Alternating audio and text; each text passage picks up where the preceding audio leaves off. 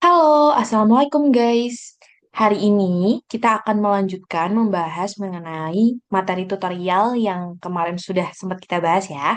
Hari ini kita akan membahas untuk skenario 3 pertemuan kedua. Jadi nanti isinya adalah learning objective yang sudah kalian kirimkan kemarin.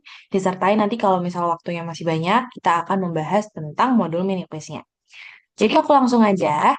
Yang pertama, kita di sini punya LO, definisi ciri dan sifat umum dari gerak refleks. Nah, kemarin kita sudah sempat banyak ya membahas tentang gerak refleks ya. Jadi gerak refleks itu apa sih?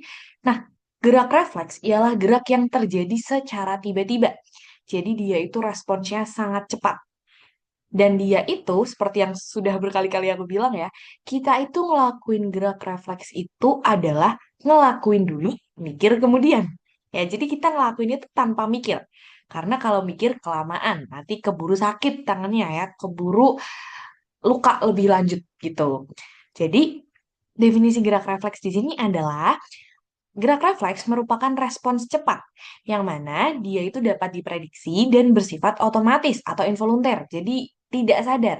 Ya, jadi dia itu bekerja secara tidak sadar, yang mana dipicu oleh stimulus spesifik dari lingkungan.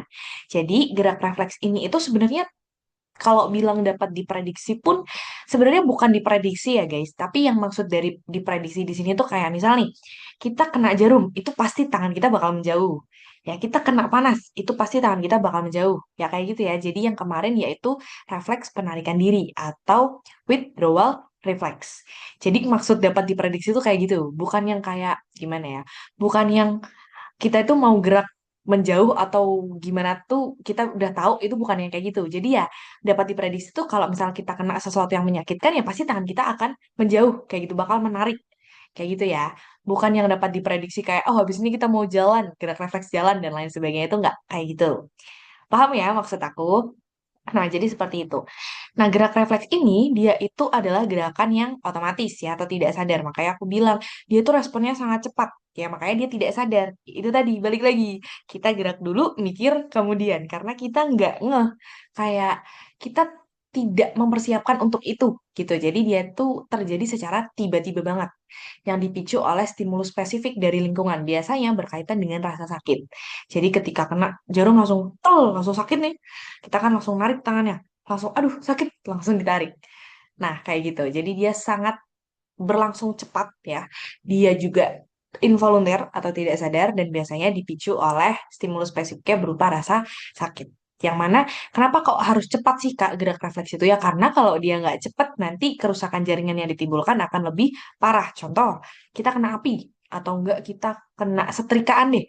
Ya, kena panci panas ya. Kalau panci panas tuh biasanya kena dikit aja kadang nggak langsung melepuh. Beda kalau misal kena knalpot ya. Kalau kalian punya pengalaman kena knalpot motor nih, itu begitu kena dalam sepersekian detik aja nih nempel, itu kita langsung narik ya. Ada gerak refleks berupa withdrawal, yaitu gerakan penarikan diri.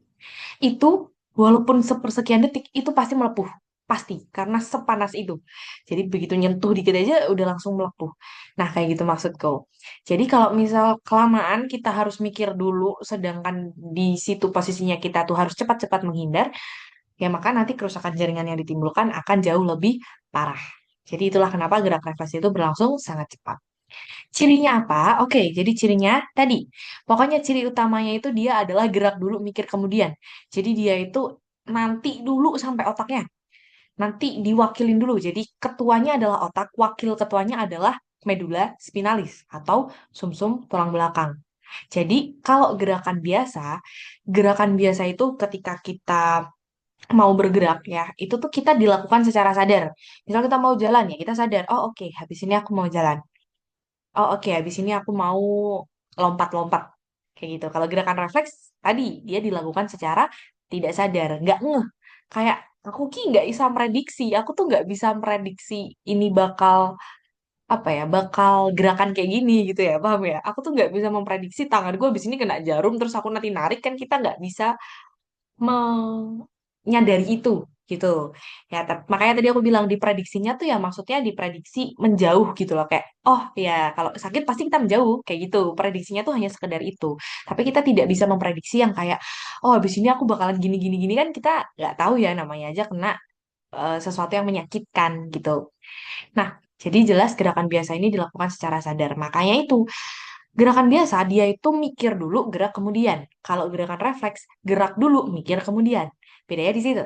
Ya, makanya kalau gerakan biasa ini dia dilakukan secara sadar. Karena lewat otak dulu. Jadi, begitu kita mau bergerak, kita itu niat dan maksud kita mau gerak itu tuh sampai ke otak dulu, baru otak akan memerintahkan anggota tubuh. Beda sama kalau gerakan refleks ya. Gerakan refleks di sini dia itu nggak sampai otak dulu. Jadi dia itu ke medula spinalis. Jadi dia ke medula spinalis dulu, baru nanti yang memutuskan adalah si medula spinalis. Nah, kemudian setelah kita, misal nih, kena jarum, kena jarum tajam, terus langsung gerak, ya itu diaturnya oleh medula spinalis. Tapi nanti lama-lama nih, ya akan ada nih, kalau kena jarum agak dalam, biasanya langsung berdarah. Nah, terus kemudian nanti timbul rasa sakit, terus tiba-tiba rasa nyeri, cenut-cenut. Nah, itu berarti rangsangnya itu udah sampai ke otak. Gitu. Jadi nanti diproses sama otak kayak, aduh kok tadi kayaknya ada yang nggak beres ya. Terus nanti sampai ke otak, aduh ternyata sakit nih, ternyata nyeri nih. Wah, habis kenapa nih? Nah, kayak gitu. Ya, jadi otak itu bekerja seperti itu pada gerakan refleks. Jadi kalau gerakan biasa itu dari otak sampai ke otak terus habis itu gerak. Nah, kalau gerakan refleks biasanya dia diwakili, bukan biasanya ya, selalu. Jadi setiap atau semua gerakan refleks itu diwakilkan oleh medula spinalis atau sumsum tulang belakang. Untuk lebih lengkapnya kemarin kita di skenario satu juga udah sempat membahas ya, gimana sih gerakan refleks itu bekerja gitu. Jadi refleks ya tidak memerlukan pemikiran sadar, makanya dia dilakukan secara tidak sadar. Dan dia terjadi melalui busur refleks. Seperti yang sudah aku kirimkan kemarin video YouTube-nya, udah pada ditonton ya. Itu ada dua versi, ada yang English sama ada yang Indonesia, punyanya Aura Nirwana. Aku kirimkan itu karena aku rasa itu cukup jelas untuk pemahaman kalian. Nah, jadi busur refleks ini itu memungkinkan saraf belum sampai ke otak tapi sudah bertindak. Kayak gitu ya. Jadi impuls saraf itu bertindak sebelum sampai ke otak. Makanya tadi diwakilin sama wakil ketuanya, yaitu medula spinalis atau sumsum tulang belakang, bukan otak. Gitu. Kalau gerakan biasa, karena kita dilakukan secara sadar ya, udah sampai di otak dulu, baru otak yang akan mengendalikan. Sedangkan kalau gerakan refleks, kita tuh belum sampai di otak, udah sampai di medula spinalis saja, terus kemudian akan dikendalikan oleh medula spinalis, baru nanti diteruskan ke otak. Gitu. Nah, busur refleks inilah yang bikin gerakan refleks ini tuh cepet banget. Jadi yang bikin gerakan refleks ini terjadi secara cepat. Gimana? Dengan mengaktifkan neuron motorik spinal. Jadi neuron motorik spinalnya langsung diaktifin, nggak pakai babi bu, ya, nggak pakai AUWO, langsung. Jadi dia tidak menunda mengirim sinyalnya, gitu. Meskipun ya otak itu tetap menerima informasi sensorik ketika refleksnya berlangsung seperti itu. Nah, di sini refleks memainkan peran penting dalam bereaksi cepat terhadap stimulus yang berpotensi berbahaya dan mempertahankan homeostasis tubuh. Jadi, tadi aku bilang, gerakan refleks itu ada untuk meminimalisir kerusakan jaringan yang ditimbulkan. Coba bayangin, kalau kita kena sesuatu yang panas dan kita nggak kerasa, ya pasti melumpuhnya bakalan parah banget ya. Kita bakal terkena luka bakar yang cukup serius gitu. Makanya gerakan refleks ini bak melindungi kita ya. Bakal melindungi kita kayak, oh ini kayaknya stimulusnya bahaya nih. Misal jarum, wah ini stimulusnya kok kayak nggak biasanya kena ya. Biasanya tumpul-tumpul nih yang tak pegang nih. Yang kena di kulit nih, yang ku terima nih tumpul-tumpul. Kok ini tiba-tiba tajam ya, wah nggak beres nih, berbahaya nih. Langsung memainkan gerakan refleks. Kayak gitu. Makanya kenapa kok refleks ini harus berlangsung sangat cepat ya? Itu tadi, biasanya gerakan refleks ini timbul ketika ada potensi stimulus yang berbahaya untuk diri kita. Sehingga berbuat proteksi gitu, biar kerusakan jaringan yang ditimbulkan tidak semakin parah. Oke, berikutnya adalah sifat utama dari refleks. Nah, karakteristik utama refleks itu ada tiga. Jadi yang pertama, ia adalah sifatnya yang stereotip. Jadi stereotip itu berulang dalam kondisi stimulus yang sama. Jadi stimulus sama, responnya juga sama. Ya, respon refleks itu bersifat konsisten. Bersifat konsisten, dia bersifat berulang. Jadi apabila ada suatu stimulus yang sama, diberikan ya pada apa ya, pada kondisi fisiologis yang serupa juga, ya itu responnya pasti akan sama. Jadi pasti akan identik.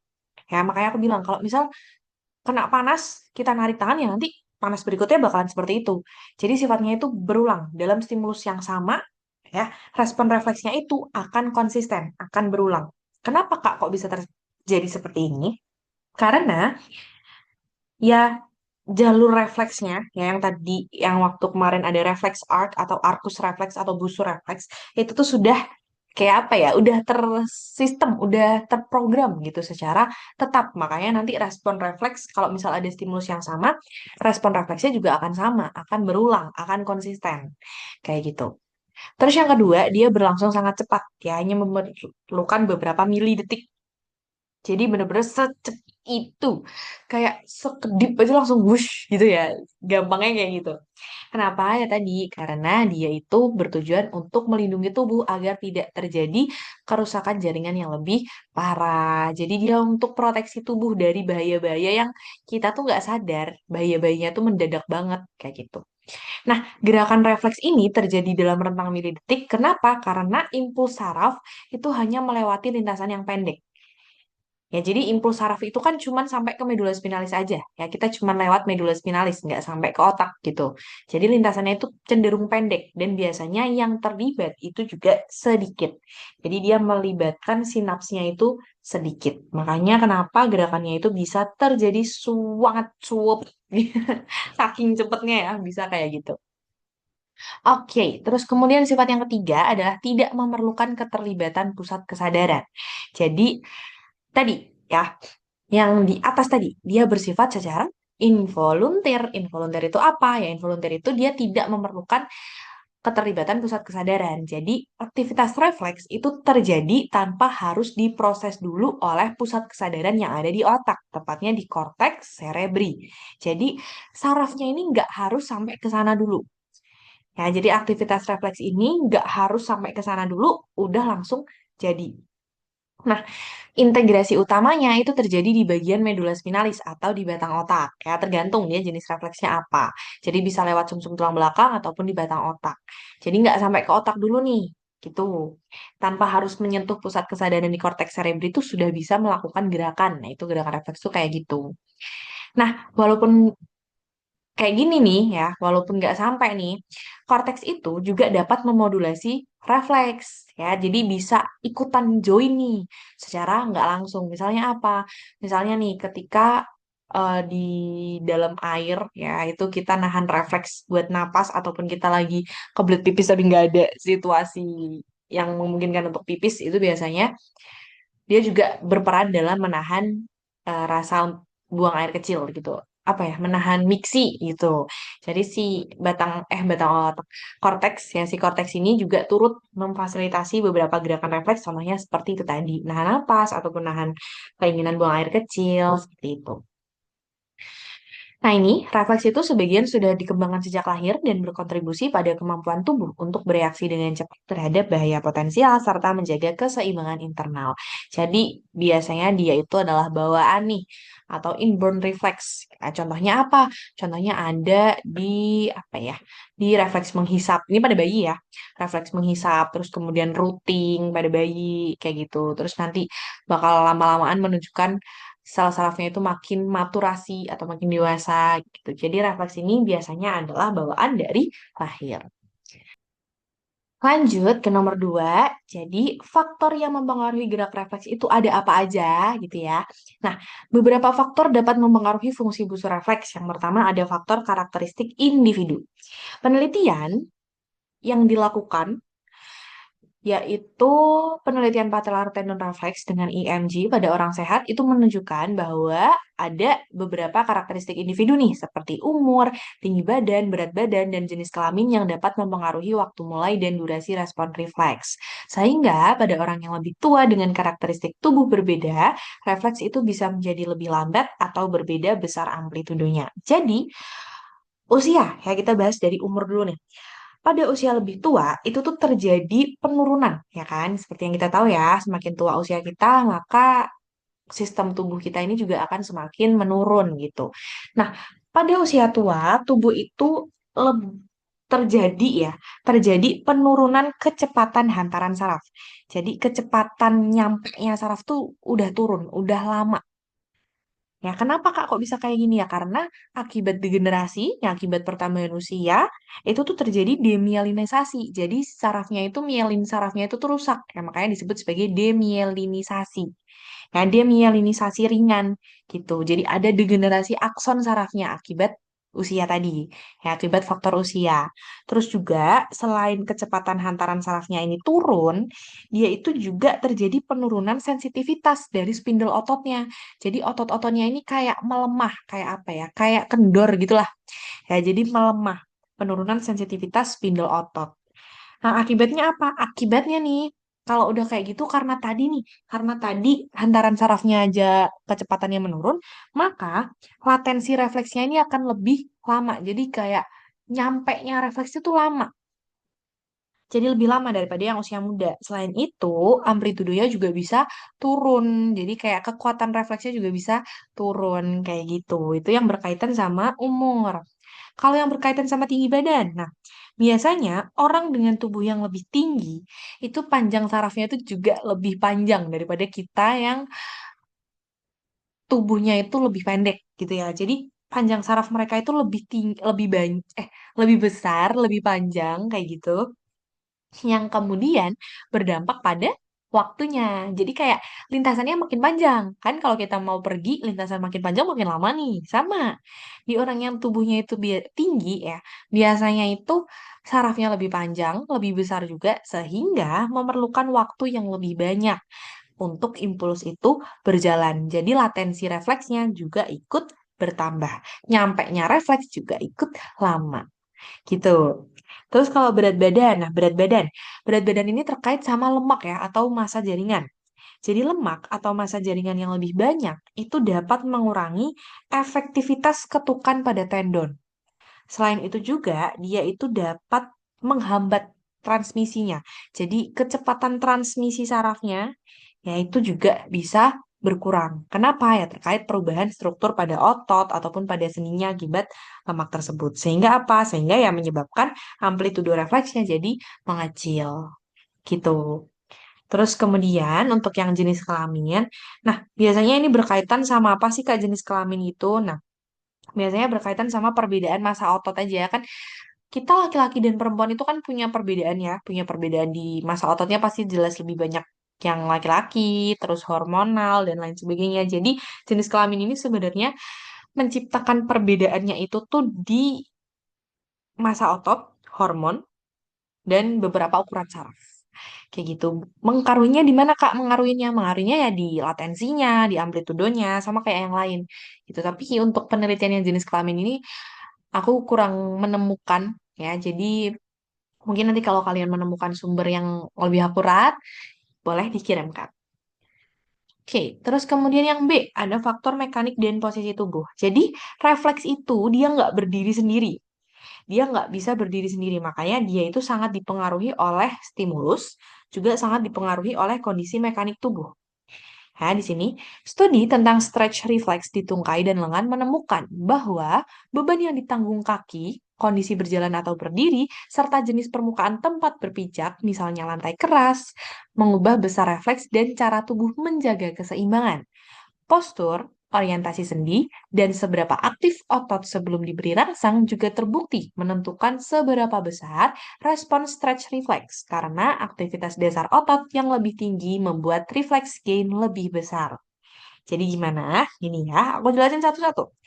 Dari yang ini, beban yang ditanggung kaki yang ini. Nah, beban yang ditanggung kaki atau disebutnya weight bearing ya. Jadi beban yang ditanggung oleh kaki, ketika kita berdiri atau menahan beban, spindel otot yang bekerja akan kontraksi, ya kan? Kita kan nahan beban nih. Bebannya kita tahan, kita menanggung bebannya. Spindel otot yang bekerja itu akan lebih aktif. Buat apa? Buat menjaga postur. Buat menjaga postur kita. Nah, karena dia lebih aktif, akhirnya stretch reflex ini akan meningkat. Kenapa? Ya karena tubuh ini mau jatuh rasanya. Paham nggak? Jadi ketika kita itu berdiri, ya stretch reflex ini tuh akan meningkat. Kenapa? untuk mempertahankan supaya tubuh kita ini tetap tegak, tubuh kita ini nggak jatuh, kayak gitu. Nah, tapi kalau misal kita lagi nggak nahan beban, contohnya duduk, ya nanti refleksnya ini akan menurun, kekuatan refleksnya akan menurun. Gitu. Jadi stretch refleks ini ketika kita duduk ya, itu justru dia akan turun kecil. Tapi ketika kita berdiri, dia itu akan mengusahakan sebagaimana mungkin dia itu nggak jatuh, kita itu nggak jatuh, kayak gitu. Itu beban yang ditanggung kaki. Terus kemudian kalau yang postur nih, berkaitan sama postur ya, posisi ataupun orientasi sendi lah. Dia itu ya, sudut sendi itu bisa menentukan panjang awal otot. Jadi apabila ototnya itu sifatnya dia lebih meregang, maka spindel ototnya itu akan lebih sensitif.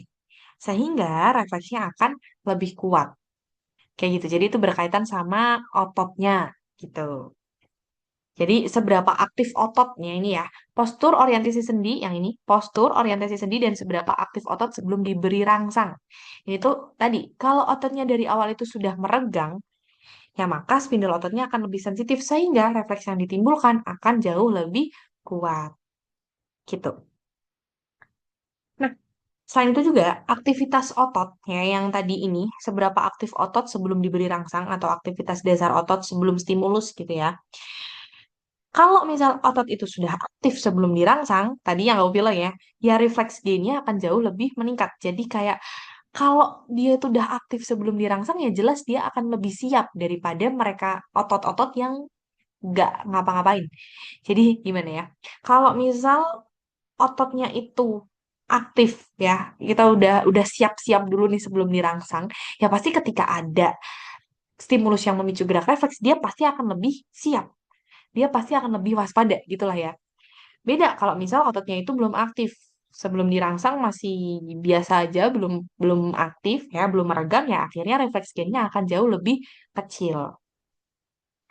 Nah, peregangan kecil tuh sebenarnya udah bisa memicu respon refleks yang besar ya. Makanya otot itu harus sering-sering dilatih. Ya, sering-sering dilakukan peregangan karena walaupun otot itu cuma berubah dikit, meregang dikit aja, dia itu pasti refleks gainnya akan jauh lebih besar daripada yang justru nggak diapa-apain. Gitu. Nah, jadi intinya posisi tubuh, terus kemudian beban, aktivitas otot, itu tuh bisa mengubah sensitivitas spindel, juga bisa menentukan seberapa besar respon refleksnya, dan lain sebagainya. Lanjut ke yang C, di sini ada faktor tugas dan kontrol dari otak. Nah, refleks ini tuh nggak murni yang otomatis. Ya, jadi dia itu apa ya? Ya refleks itu otomatis ya, tapi dia itu sebenarnya juga bisa nih di setel. Jadi sebenarnya refleks ini bisa juga disetting oleh otak sesuai dengan kebutuhan gerakan. Nah ini ya. Penelitian terbaru tentang stretch reflex di lengan menunjukkan bahwa arah target gerakan, jarak target, dan lamanya persiapan sebelum bergerak akan mengubah tuning reflex. Makanya aku tadi bilang, sebenarnya refleks itu otomatis, cuman dia itu ya nggak sepenuhnya otomatis karena bisa disetel sama otak. Jadi otak itu bisa menyetel atau tuning refleks sesuai dengan kebutuhan gerakan yang memang dibutuhkan gitu. Nah, sehingga ini sistem saraf bisa menyesuaikan refleks sesuai tujuan gerakan yang sedang direncanakan. Model neuromuskular berjalan juga menunjukkan bahwa perintah descendant dari otak ke medula spinalis dapat memperkuat atau melemahkan refleks tergantung fase langkah dan tugas yang sedang dikerjakan. Jadi gini, misal kita ambil yang tujuan ya, tujuan gerakan ini bisa mempengaruhi refleks. Nah, penelitian itu menunjukkan kalau refleks itu bisa berubah tergantung apa? Ini tadi ya, tergantung arah, jarak, dan lamanya persiapan. Jadi penelitian itu menunjukkan bahwa gerakan refleks ini bisa berubah tergantung arah target gerakan, jarak target, dan waktu persiapan atau lamanya persiapan. Jadi ketika kita itu hendak mencapai apa ya, objek tertentu gitu, otak itu akan mengatur seberapa besar refleksnya agar gerakannya itu jadi efektif dan tepat sasaran. Jadi intinya tuh kayak gitu. Jadi otak itu bisa menyesuaikan. Kalau misal kita itu sudah tahu, ya, bukan sudah tahu gimana ya, sudah bisa tadi ya, bisa memperkirakan kira-kira bakal gimana. Pokoknya intinya persiapan lah, ada persiapan lah sebelum stimulus atau sebelum rangsang. Itu tuh nanti otak tuh bisa ngeh, bisa tahu. Oh, Kira-kira misalnya ini ada refleks nih, besar refleksnya kayaknya cuma segini deh. Kayak gitu. Jadi nanti gerakan yang dihasilkan tuh bisa lebih efektif, bisa lebih tepat sasaran gitu. Nah, selain itu, ada perintah descendant tadi ya ini.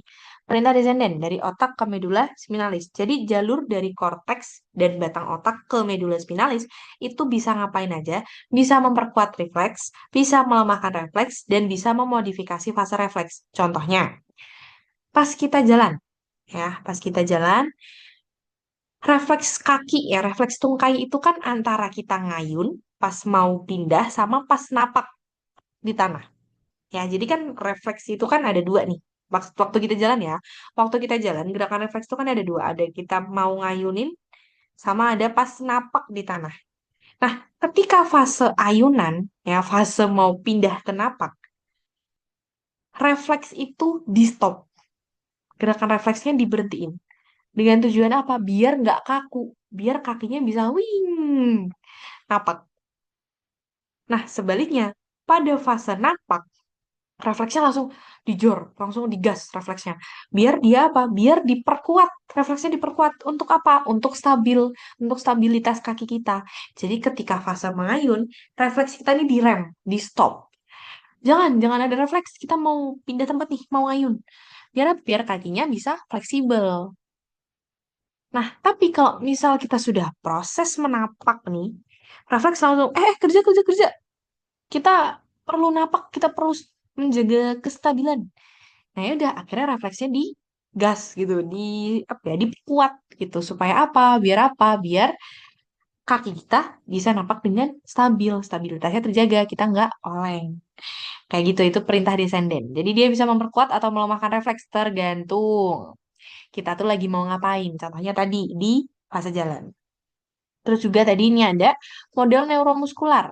Ya, model neuromuskular ini itu nunjukin kalau refleks itu bisa disesuaikan sesuai tugasnya. Jadi kalau misal tugasnya itu butuh stabilitas yang tinggi ya berarti refleksnya akan dikuatkan.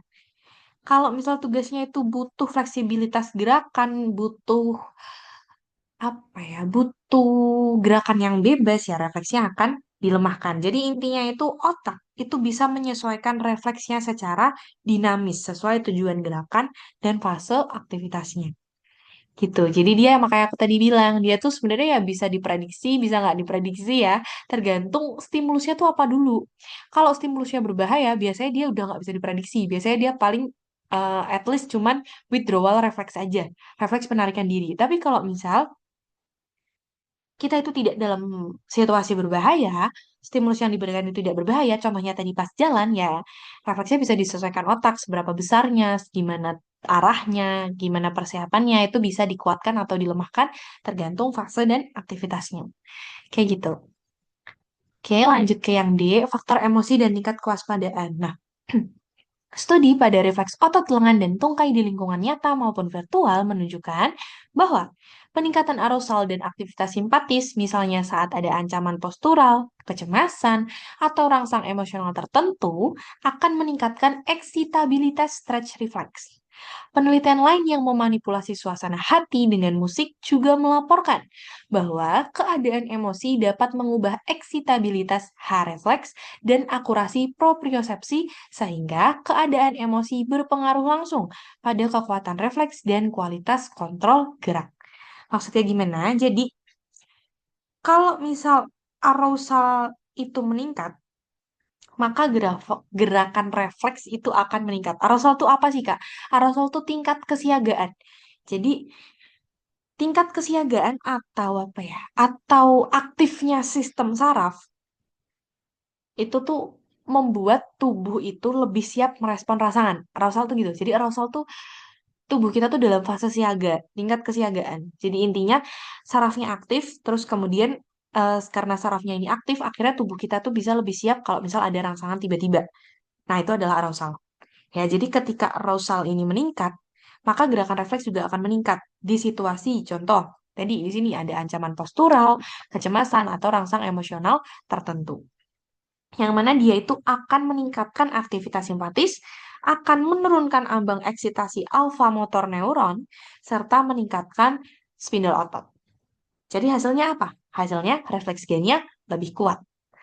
gitu. Jadi ketika tingkat siaga ini tuh, makanya tadi ini tuh saling berhubungan ya guys faktornya.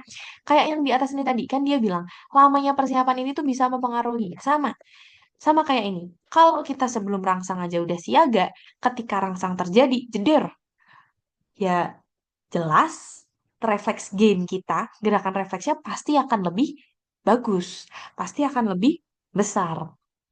Karena itu tadi, karena arousalnya meningkat, lama persiapannya meningkat, udah siaga ya di situasi-situasi yang membutuhkan, ya itu akan meningkatkan beberapa respon seperti aktivitas saraf simpatis, terus kemudian eksitabilitasnya naik nih, stretch refleksnya kayak gitu. Jadi nanti hasilnya refleks gainnya itu akan lebih kuat. Jadi refleksnya itu bisa diperkuat. Nah, selain itu, ada juga ini keadaan emosi. Jadi emosi entah positif ataupun negatif, dia tuh dapat memodifikasi refleks. Jadi penelitian ya yang dilakukan dengan memanipulasi mood ya dengan musik ya.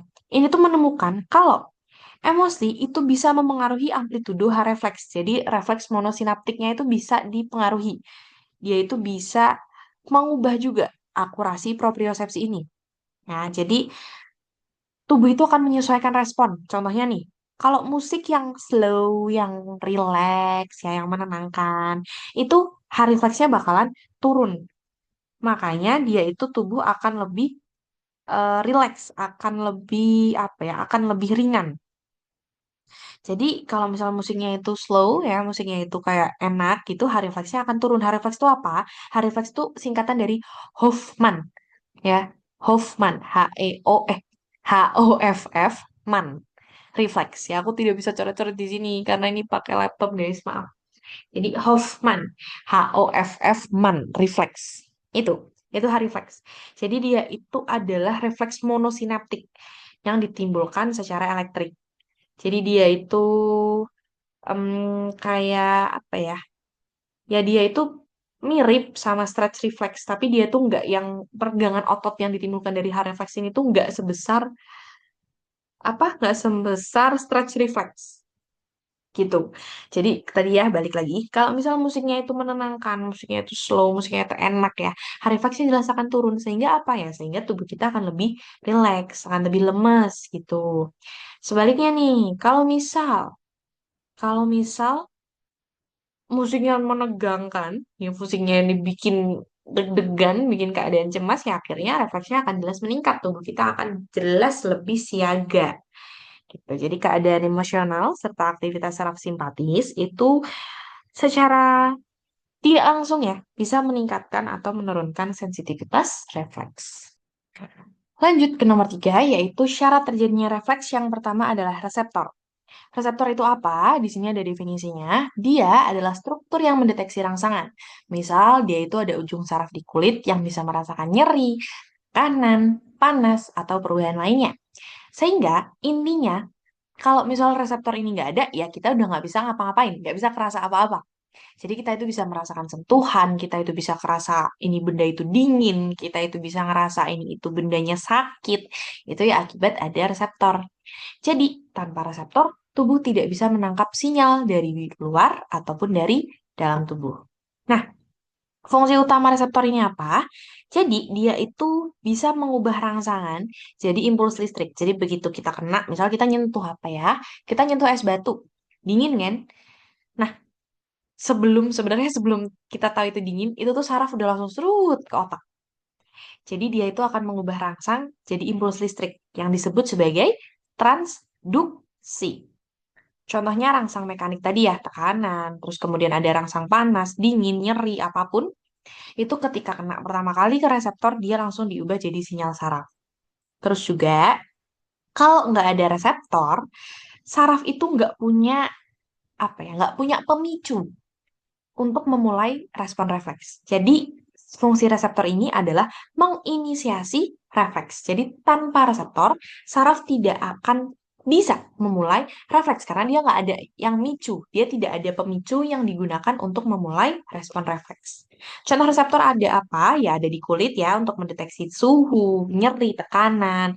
Terus juga ada di otot, di muscle spindle. Jadi di muscle spindle itu dia digunakan untuk mendeteksi pergangan otot. biasanya untuk stretch reflex, seperti yang sudah kita bahas tadi di atas. Terus juga ada di retina, itu juga ada ya. Untuk apa? Untuk fotoreseptor yang refleks pupil terhadap cahaya. Nah, itu juga karena ada reseptor. Oke, terus kemudian yang kedua adalah jalur saraf yang membawa informasi. Ada aferen sama ada eferen. Ya, ada neuron sensorik aferen dan ada neuron motorik eferen. Yang kemarin sudah aku bahas juga. Kalau E itu untuk exit, makanya dia di akhir. Nah, kita bahas dari aferen dulu atau sensorik.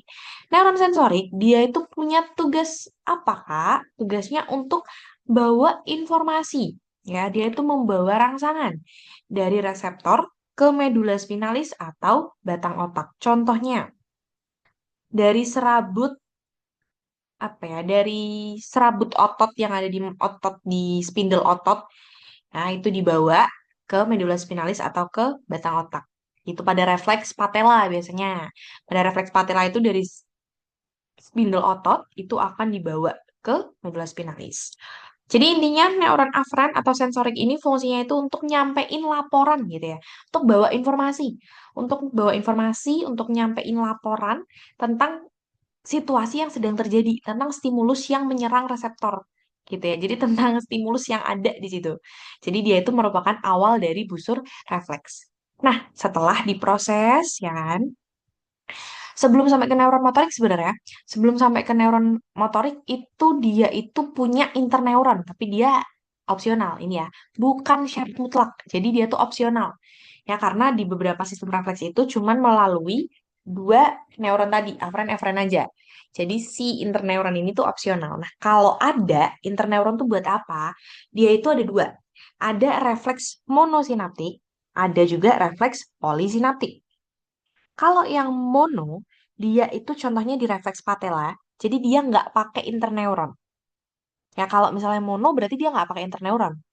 Tapi kalau polisinaptik, contohnya di refleks withdrawal, dia itu butuh interneuron. Buat apa? Buat koordinasi, buat kerjasama, karena responnya lebih kompleks. Jadi cirinya dia itu butuh interneuron, dia itu pakai interneuron atau enggak itu dilihat dari refleksnya. Apakah refleksnya ini tuh kompleks atau enggak? Kalau refleksnya cuma ringan-ringan aja ya dia nggak butuh sebenarnya. Dia nggak usah pakai interneuron, dia namanya mono. Contohnya di refleks patella. Tapi kalau misal refleksnya itu kompleks, refleksnya itu ribet ya, itu dia perlu interneuron. Gitu dia namanya adalah refleks polysynapse. Contohnya apa? Contohnya di withdrawal reflex. Nah, terus kemudian yang berikutnya ya ada juga neuron yang motorik nih atau yang eferen, yang exit. Nah, dia ini karena dia di jalur akhir ya setelah diproses di medula spinalis atau di batang otak ya, di spinal cord ataupun di brainstem, dia langsung menuju kemana? Ke efektor. Efektornya apa? Ya ada otot, ada kelenjar yang kemudian menghasilkan gerakan respon ataupun gerakan refleksnya gitu. Nah, ini efektor yang terakhir ya. Efektor yaitu adalah otot atau kelenjar yang akan menghasilkan respon akhir. Biasanya berupa apa? Misal kalau ke otot rangka ya berarti gerakan. Kalau ke otot polos ya berarti bisa contohnya yang di pupil, perubahan diameter pupil, terus gerakan peristaltik kayak gitu. Terus kalau misal di kelenjar ya berarti sekresi. Nah, pada refleks menarik tangan atau withdrawal refleks tadi ketika menyentuh benda panas, efektornya apa ya? Efektornya otot rangka, yaitu otot flexor lengan. Kalau pada pupil, ya berarti pupilnya nanti akan mengerut saat cahaya terang. Ini biasanya di otot polos tadi. Ya, otot sphincter pupil. Kalau nggak ada efektor, ya udah, nggak ada efektor ya cuma diterima nggak akan ada output hasilnya. Dia tidak akan menghasilkan aksi apapun. Jadi kenapa dia penting? Ya karena refleks itu kan respon motorik otomatis nih. Jadi ya harus diakhiri oleh sesuatu yang bisa menyalurkan gerakannya atau mengeluarkan sesuatu. Ya makanya disebut sebagai efektor gitu.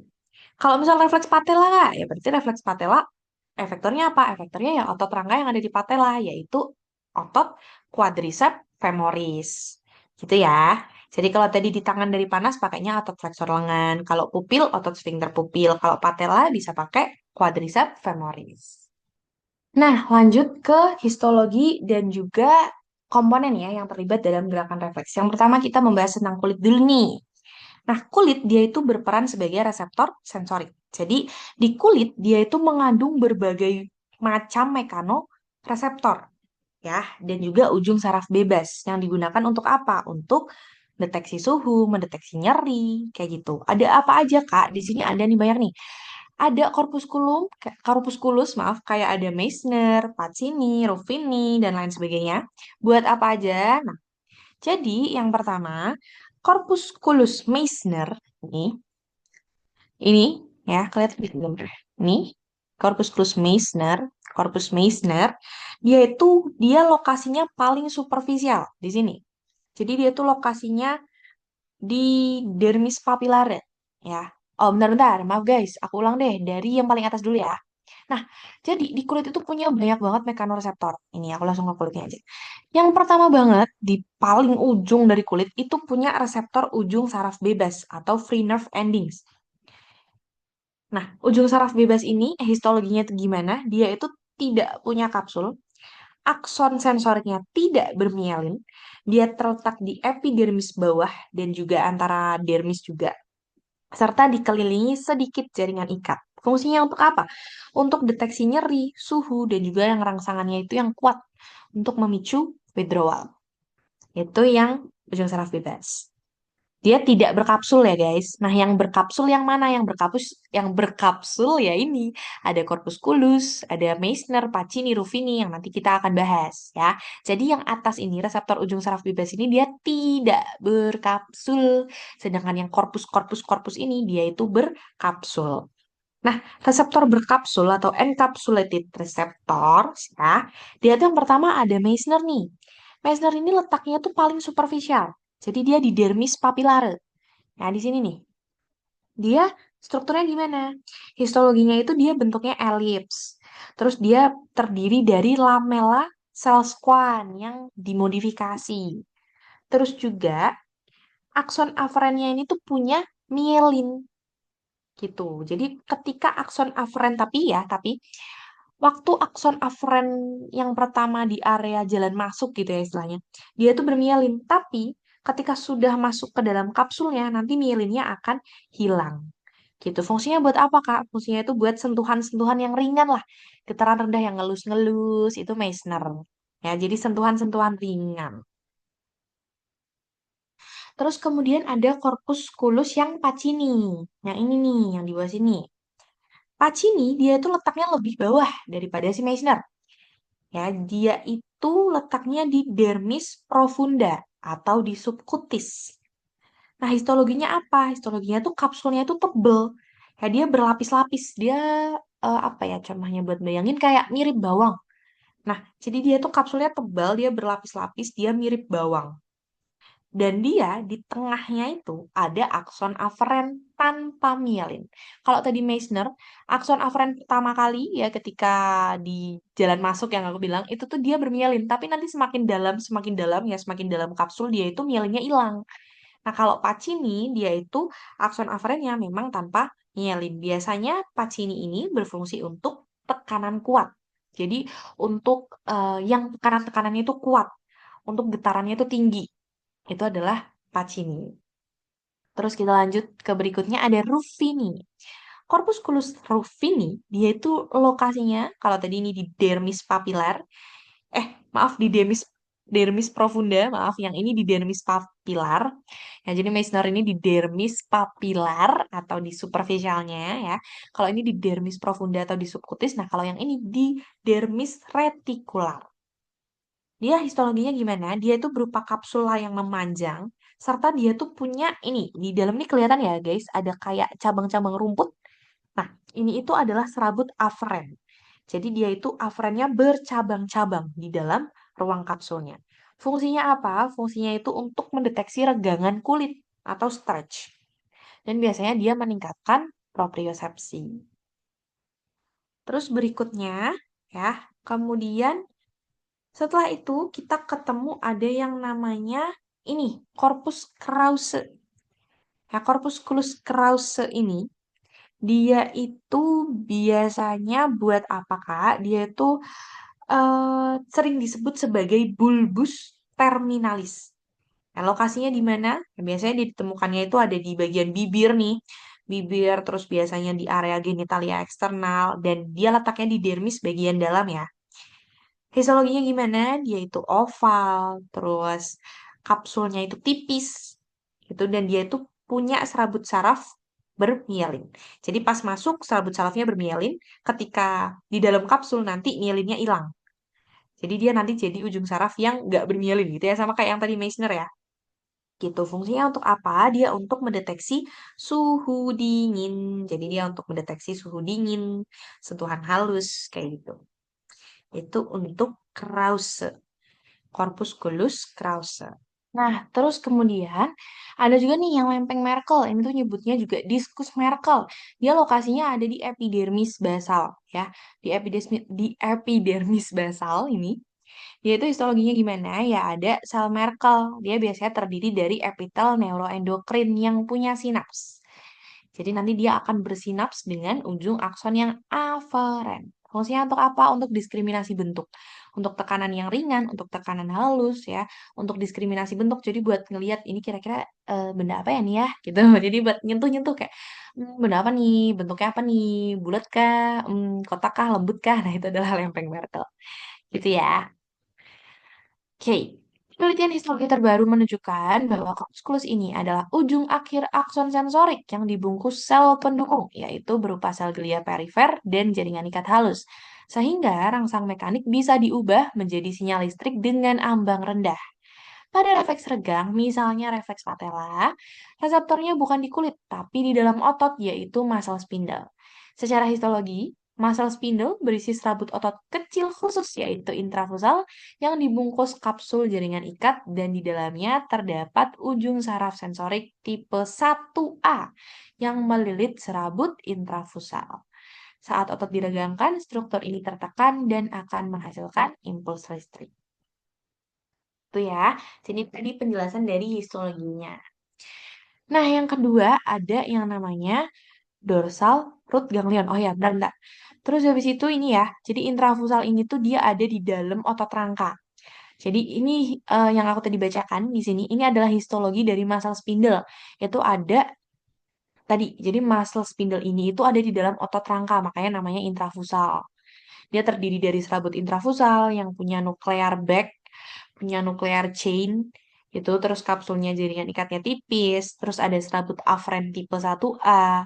Dia juga ada tipe 2 sebenarnya, gitu. Dia melilit serabut intrafusal dan dia juga punya serabut eferen yang tipenya itu gamma motor neuron yang mengatur sensitivitas spindle.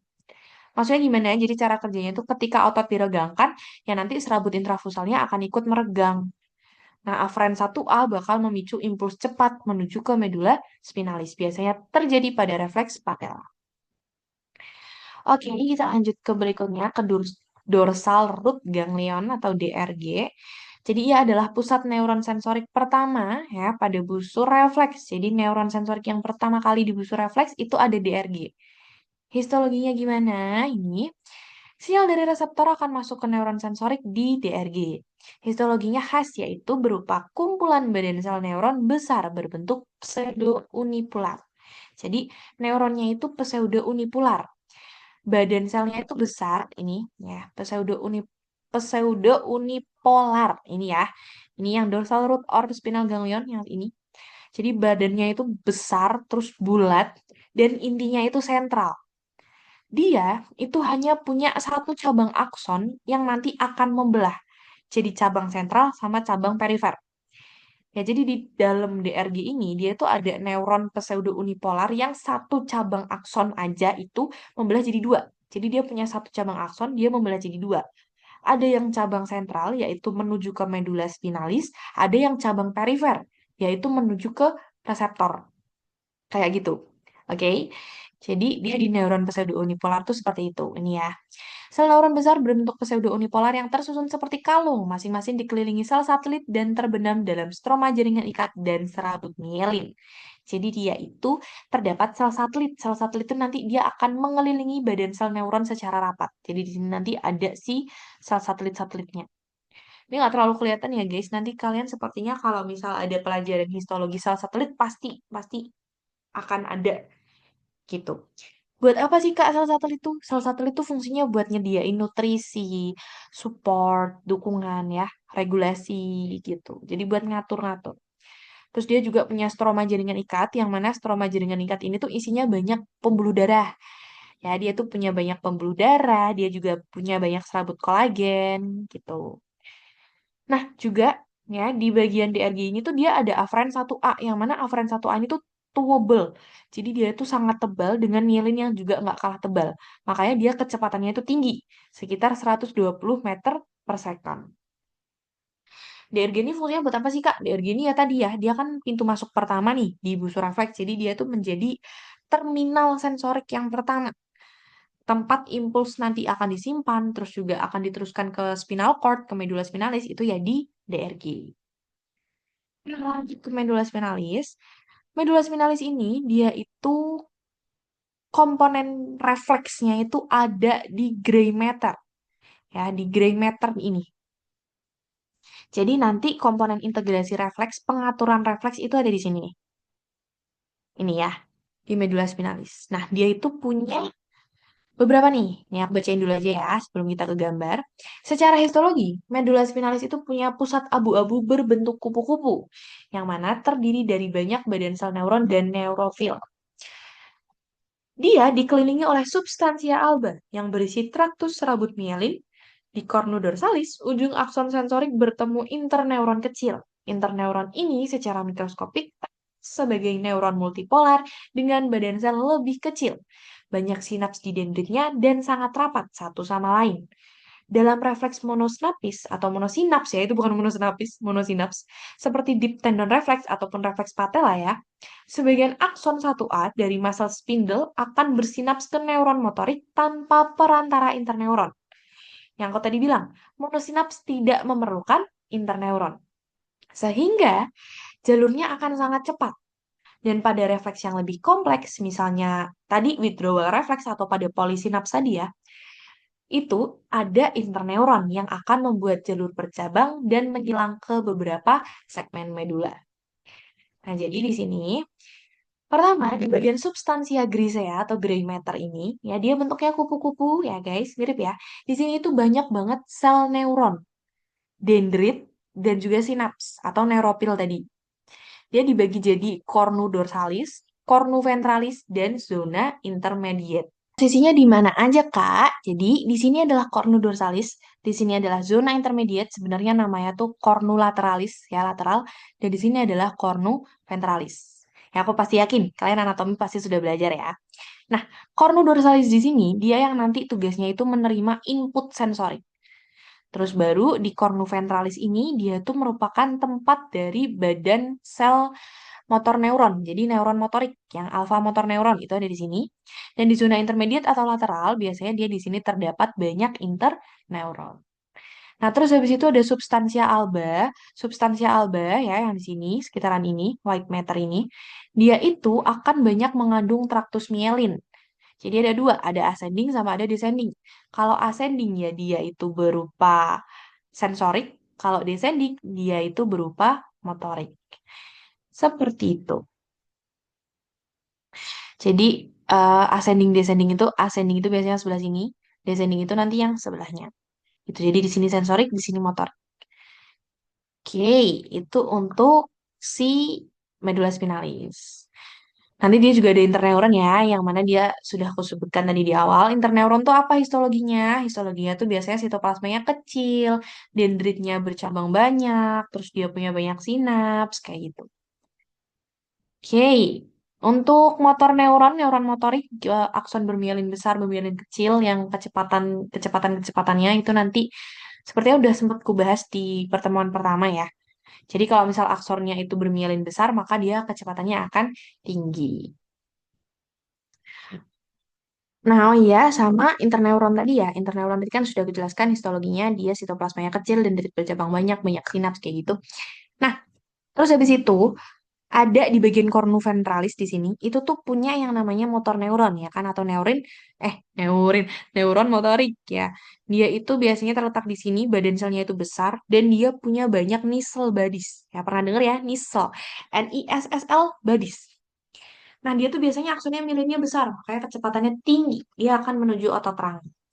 Nah, aku akan ulang tadi kayaknya ya aku pernah mention monosinaps sama polysinaps. Jadi kalau monosinaps itu adalah refleks sederhana ya, contohnya deep tendon refleks seperti patella, Achilles, kayak gitu.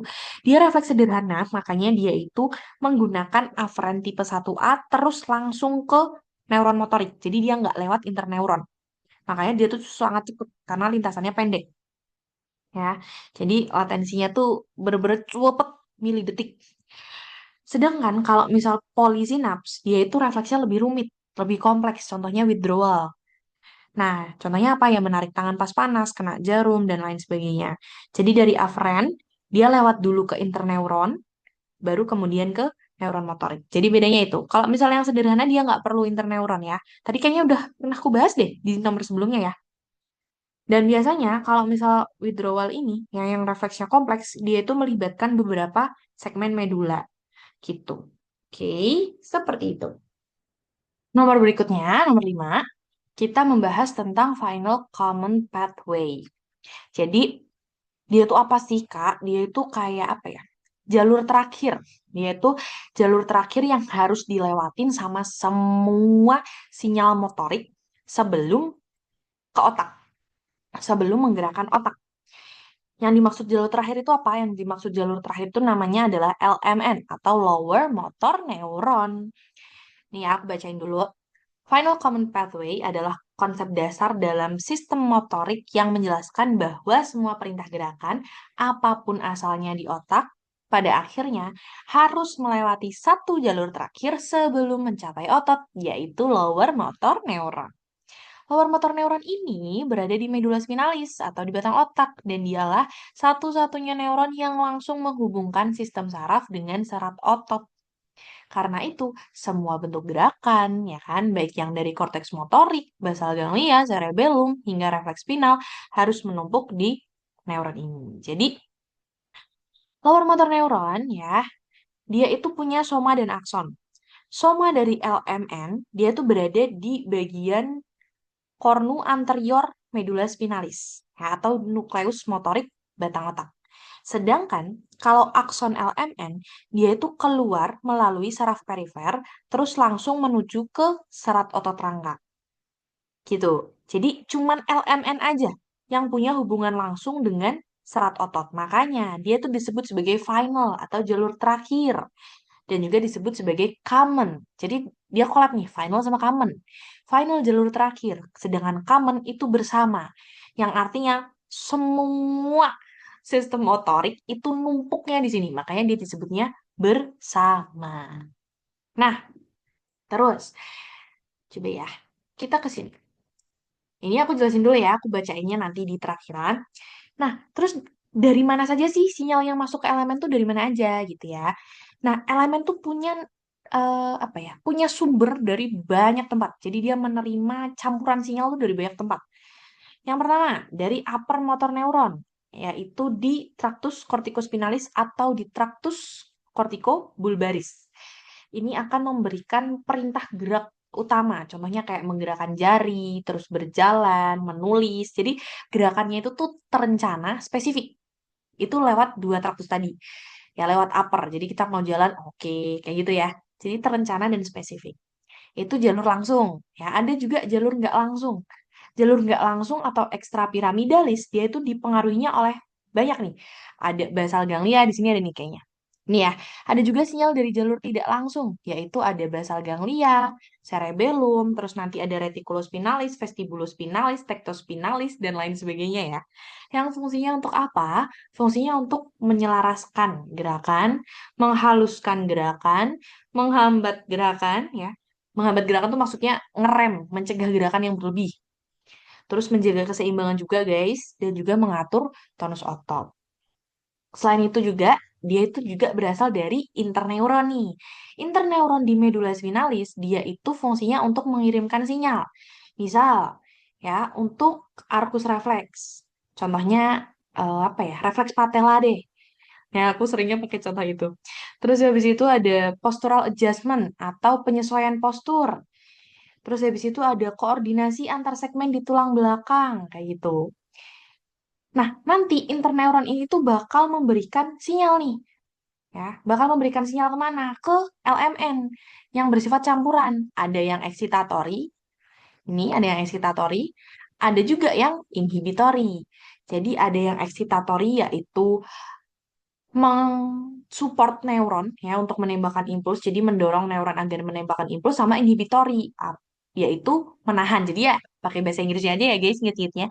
Eksitatori ya berarti dia memicu, inhibitori ya berarti dia menghambat. Oke, bisa dipahami ya. Jadi eksitatori dia memicu, kalau misal inhibitori dia menghambat.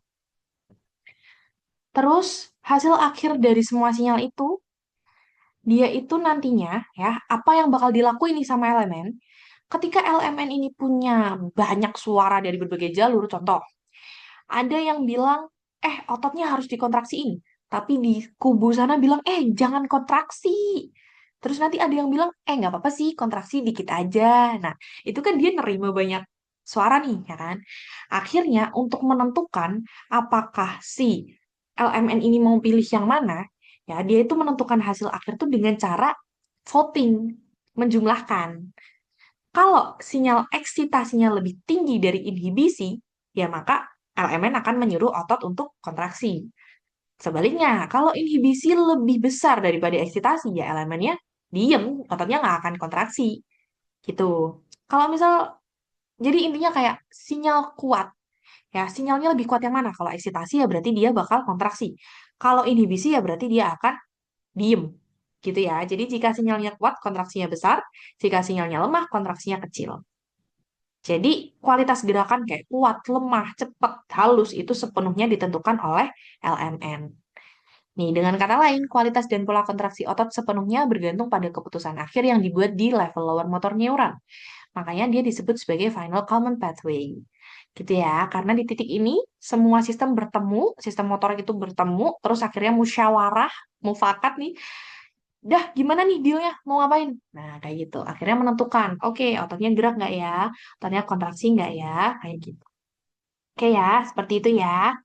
Kalau LMN-nya sampai rusak, ototnya biasanya langsung lumpuh karena dia udah nggak punya jalur cadangan. Tapi kalau area UMN yang upper motor neuron yang rusak, biasanya dia masih bisa berkontraksi walaupun gerakannya terganggu.